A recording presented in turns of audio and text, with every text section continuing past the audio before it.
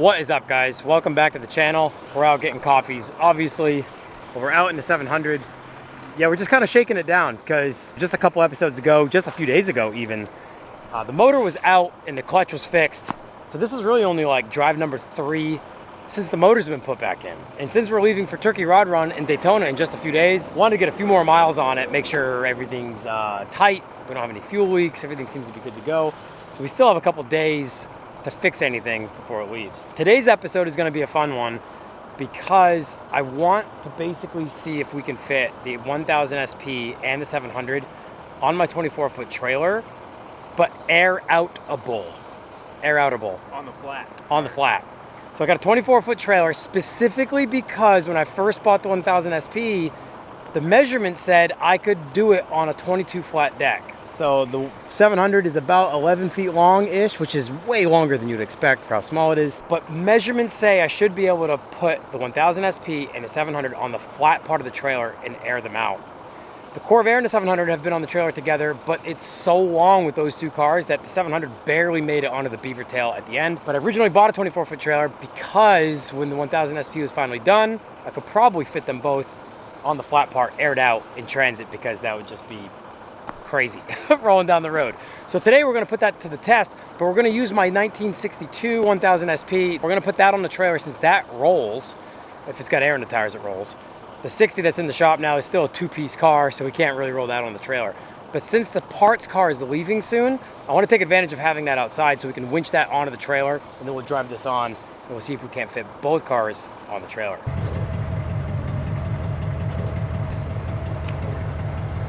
Just getting the height sorted out.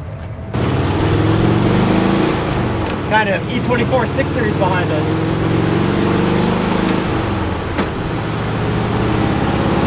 Right behind us? Or Yeah. Yeah. They don't even know. Nope. They don't even know.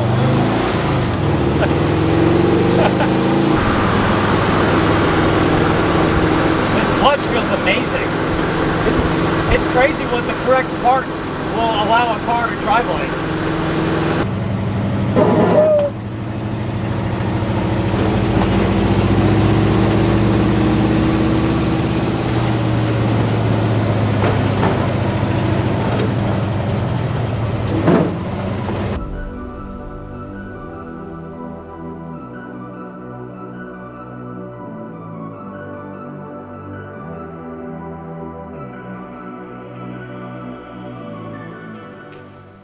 All right, well, I've said it in previous episodes. It's still unreal to me to think or to see that there are 2 Auto Union 1000 SPs here. I mean, they say there's only a handful known to exist in all of North America, 10 to 12 or so. And the fact that there's 2 here is just unreal.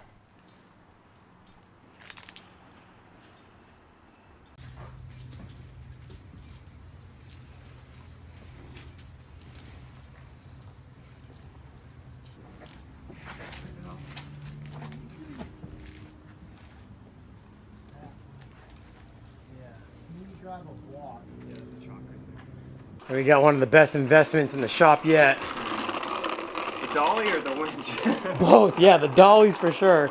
Yeah, well, that's so much easier with 2 people. Yeah.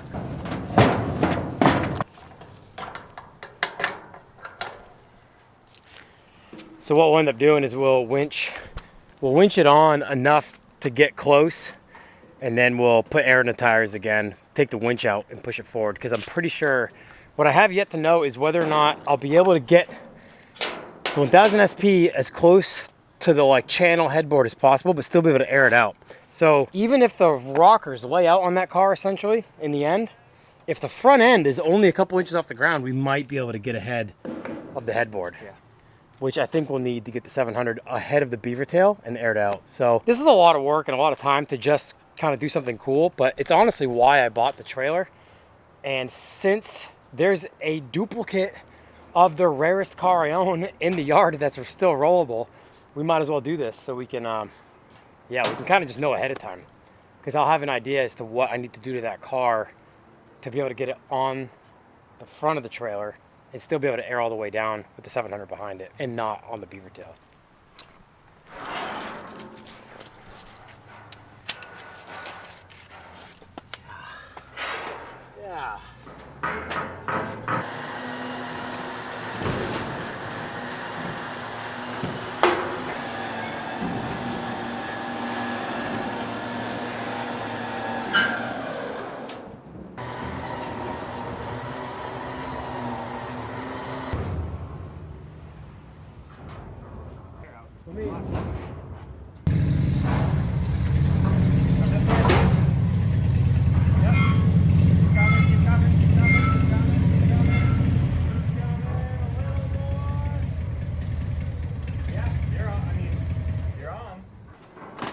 Yeah, but ooh, am I close? You're close. Oh, You know, I don't know. nice. You got a couple inches, but I don't know what it's gonna be like When the car's all the way when down. when this fin is down here. Yeah. And to be fair, we already talked about this. This tire is so big Yeah. that if we're gonna get real mathy on this, I'm gonna be running a smaller diameter overall because this is a 15 with a big tire. And if we run a 16 with a small tire, it'll be significantly smaller, which means we can roll it ahead a fraction of an inch. And what we're working with here, precision measuring, precision measurements. Yes. NASA grade. Does that sound mathy? The good news is we're on far more than we were on with the Corvair. You know, that's ahead of the beaver tail, man. Like this is where it starts to. Yeah. It's tough to tell because we're not on level ground right now. This is where the beaver tail starts, and we're ahead of that. Yep. Already. Now, for you load nerds, as far as like loading and securing and weight distribution and all that, this is rear-engined. The Auto Union is ultimately going to be rear-engined. The Corvair is rear-engined.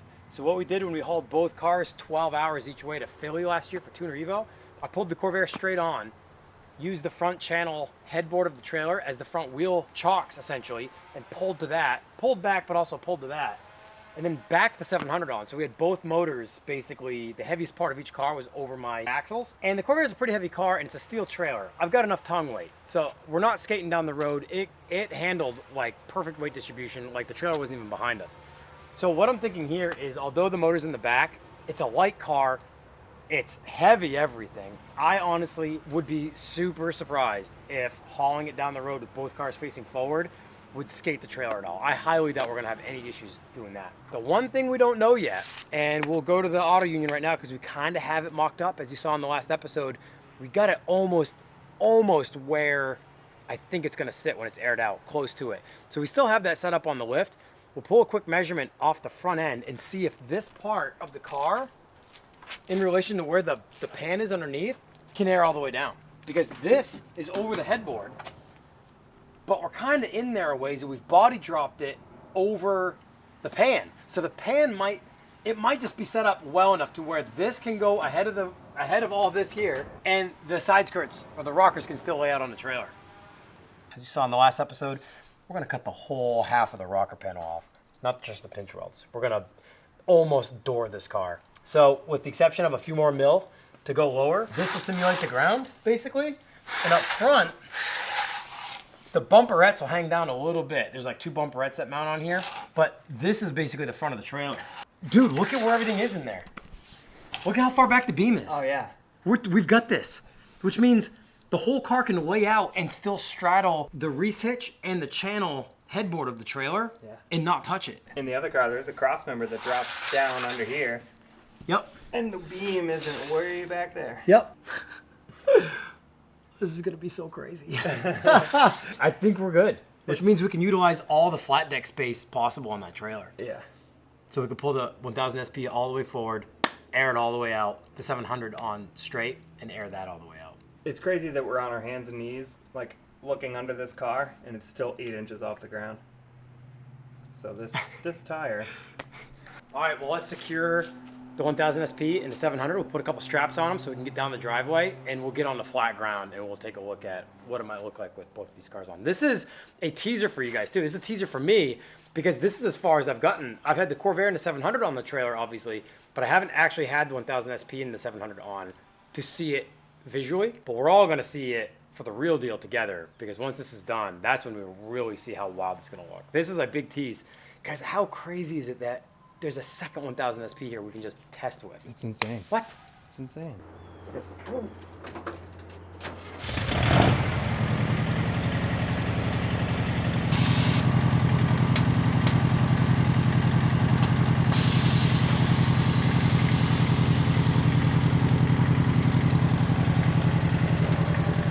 We're on the floor.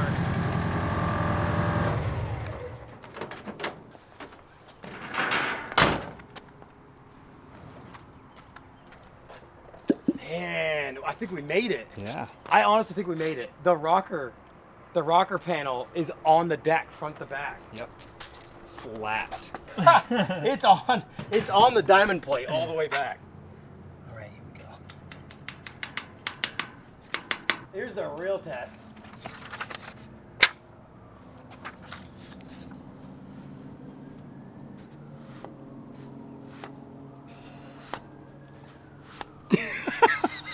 Don't let your dreams be dreams. That's body drop right there. So if the auto union can't do that, we didn't work hard enough.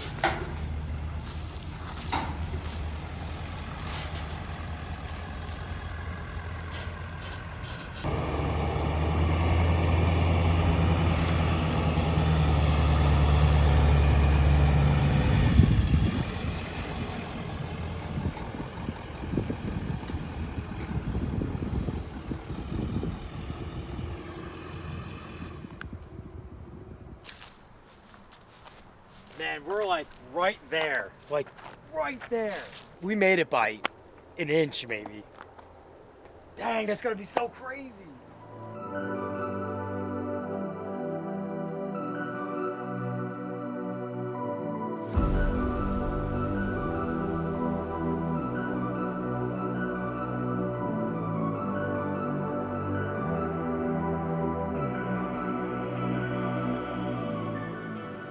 Legit foreshadowing. This is gonna be a sweet rig. Man, already. I mean, just having those two cars on the trailer is crazy. Wow. All right, guys, well, this might be a short one. I don't know yet because I have no idea what we filmed. We just kind of threw this episode together because one, I really wanted to know if I'd be able to air the 1000 SP and the 700 out together on the trailer. I think we can do it. I think we can do it. I think everything's gonna be in the right position where we can get the auto union where this one is, aired all the way out on the deck, and now it's clear we can fit the 700 behind it, aired all the way out on the deck. We're on the road right now. And that was kind of the overall idea when I first bought this trailer was, I don't really want to buy a 36-foot two-car bumper pull, which would be awesome. But I only wanted to buy a one-car trailer long enough to fit both of the small cars. So it's a bonus that the Corvair and the 700 can both fit on this trailer too, which is unreal. I didn't expect that at all. But this is why I bought this trailer, was to be able to put the auto union in 700 laid out and roll hard. I mean, if you guys are OGs, you know where the dream rig thought process is going right now, because a lot of you guys know I've got a 52 Chevy 5-window cab over back home in New Hampshire, half done, body dropped with a 12-valve Cummins in it, with a manual, that's gonna have a 14-foot flat deck on it, that's gonna be aired out, that the Corvair is gonna be on the back of, aired out, that this 24-foot trailer will be hooked up to behind it, with the 1000 SP and the 700 on that trailer, both aired out. That right there is the ultimate dream rig. That is Patina Paradise. So with that, this is a huge episode, I guess, because now we know it'll be possible. And when the 1000 SP is done, we'll be able to haul these two cars laid out on the deck with the OBS pulling it, which is probably my favorite vehicle in the fleet. So, I mean, this is still a dream rig setup as far as I'm concerned. But I'm excited, so please stay tuned. If you guys haven't subscribed to the channel yet, please do. We got a lot of really cool things coming in the future and in the next week. We got Daytona Rod Run coming up, but also we're coming home with the giveaway car. Stay tuned for that, but stay tuned through the winter, because now that Corey's here, we're gonna make a lot of progress on the 1000 SP, and sooner than later, probably next spring, we're gonna have those two cars laid out on this deck, headed to some shows near you guys. So stay tuned for that. Thank you guys so much for watching. Remember to like, comment, and subscribe to the channel. We'll see you in the next episode.